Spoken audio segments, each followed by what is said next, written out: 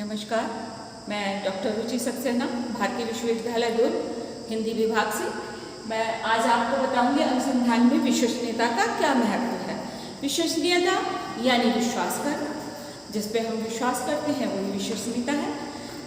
इसको हम एक उदाहरण से समझते हैं। जैसे कि आपने देखा होगा, साधारणतः अपने जीवन में देखे कि आप जिस दुकान से कोई एक बार सामान खरीदते हैं और उससे संतुष्ट हो जाते हैं, तो वहीं से बार बार आप सामान खरीदते हैं और दूसरों को भी बताते हैं कि वो दुकान में ये सामान बहुत अच्छा मिलता है, ये अच्छा मिलता है।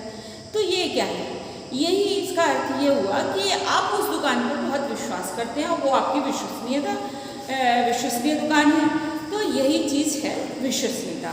इसी तरह एक परीक्षण एक समूह पर बार बार किया जाए और प्राप्तांक भी समान रहे तो वह परीक्षण विश्वसनीय कहलाता है। गिलफोर्ड के अनुसार संक्षेप में विश्वसनीयता प्राप्त परीक्षण प्राप्तांकों में वास्तविक विचरण का अनुपात है।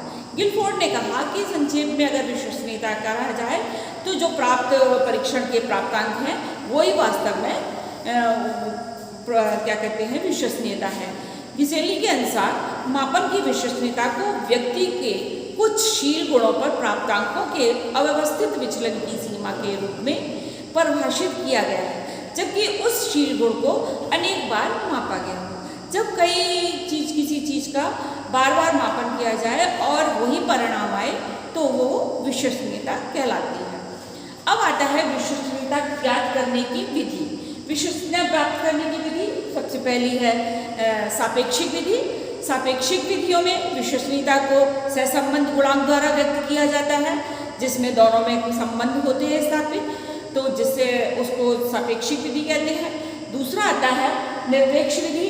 निरपेक्ष विधि, इस विधि में विश्वसनीयता को मापन की मानक त्रुटियों के रूप में व्यक्त किया जाता है, जिसमें प्राप्त प्राप्तांकों के विचलन से सत्य प्राप्तांकों का अनुमान निकाला जाता है।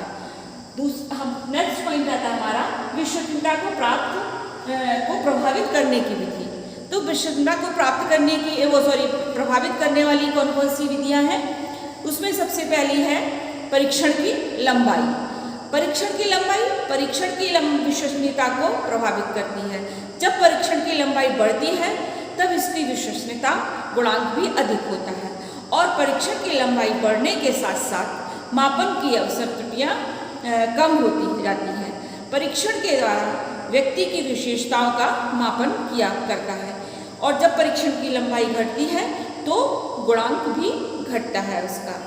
नेक्स्ट पॉइंट आता है हमारा आयु प्रसार।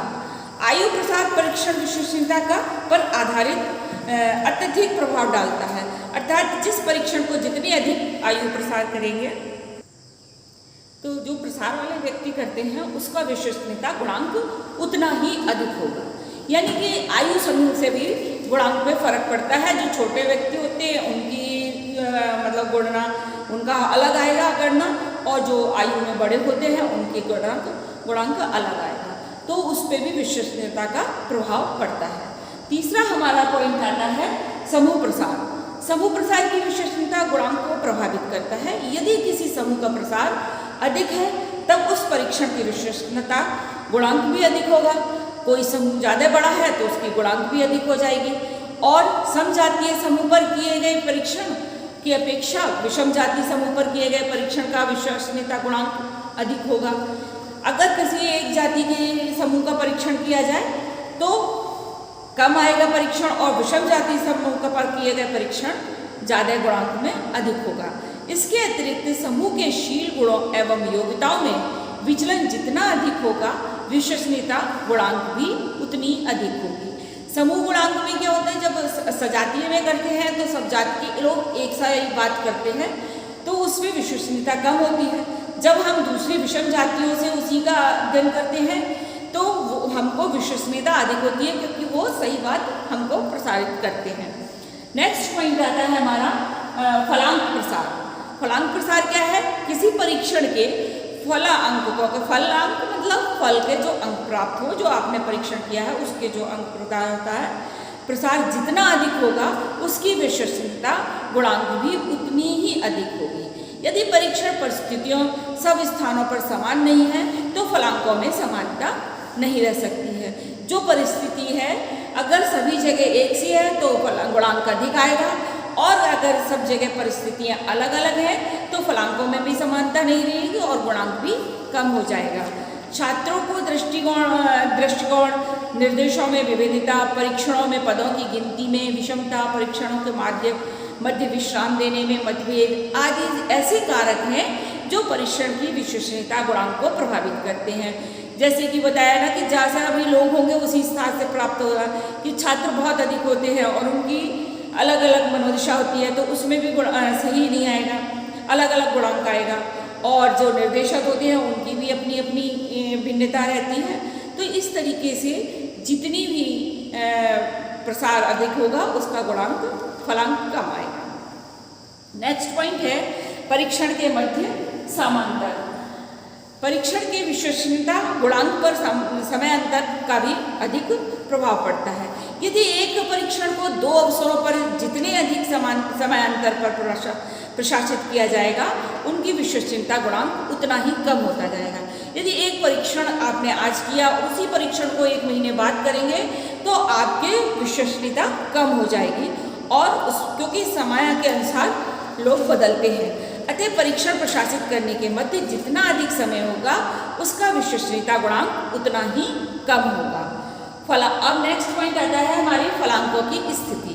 कुछ परीक्षणों की फलांक विधि आत्मनिष्ठ होती है जिससे विश्वसनीयता गुणांक अत्यधिक प्रभावित होता है। जैसे प्रक्षेपी प्रविधियाँ जिनके फलांकों में की कोई भी एक वस्तुनिष्ठ विधि नहीं है, जिससे विभिन्न विद्वान स्वयं के दृष्टिकोण को समझकर फलांक करते हैं। अतः विश्वसनीयता गुणांक अत्यधिक प्रभावित होता है।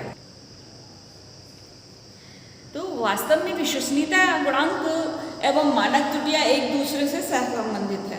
मतलब विश्वसनीयता और मानक दोनों एक दूसरे से संबंध रखते हैं, तो एक दूसरे पे दोनों का प्रभाव पड़ता है। एक परीक्षण जितना अधिक विश्वसनीय होगा उसकी मानक त्रुटियां भी उतनी ही कम होंगी। यानी कि जैसे बताया वो कह रहे हैं कि अगर आपकी विश्वसनीयता अधिक होगी तो आपकी शोध में मानक त्रुटि भी उतनी कम होगी और गुणांक भी उतना कम होगा। यानी कि तीनों मानक और विश्वसनीयता और मानक एक दूसरे के पूरक है, उन दोनों में सहसंबंध है। उदाहरण के लिए यदि किसी परीक्षण का प्रशासन करने के बाद परीक्षण के आधे पदों पर शेष आधे पदों से जो अलग अलग 2 प्राप्तांक होंगे, इन दोनों प्रकार के प्राप्तांकों में जो समानता या संगति है उसे आंतरिक संगति कहते हैं। इस सहसंबंध गुणांक को विश्वसनीयता गुणांक भी कहते हैं। जैसे कि 2 अलग अलग आपने प्राप्तांक प्राप्त किए, एक ही चीज को 2 अगर भागों में आप विभाजित करेंगे तो दोनों में प्राप्तांक भी अलग आएंगे और उनमें समानता भी कम होगी। तो और जितनी भी समानता होगी उसको सहसंबंध गुणांक कहते हैं और उसी को विश्वसनीयता गुणांक भी कहते हैं। तो व्यक्तिगत क्षमता का स्तर जो एक परीक्षण में वांछित होता है परंतु दूसरे में नहीं, निश्चित रूप से नियमित सत्य प्रसारण है। अतः विश्वसनीयता के निर्धारण के लिए कोई भी योजना इस प्रकार बनानी चाहिए कि इस प्रकार के प्रसारण के नियंत्रित प्रसारण के रूप में ही उपचार किया जा सके। ये था आज की हमारी अनुसंधान में विश्वसनीयता का। कल आपको हम नेक्स्ट टॉपिक पर बात करेंगे।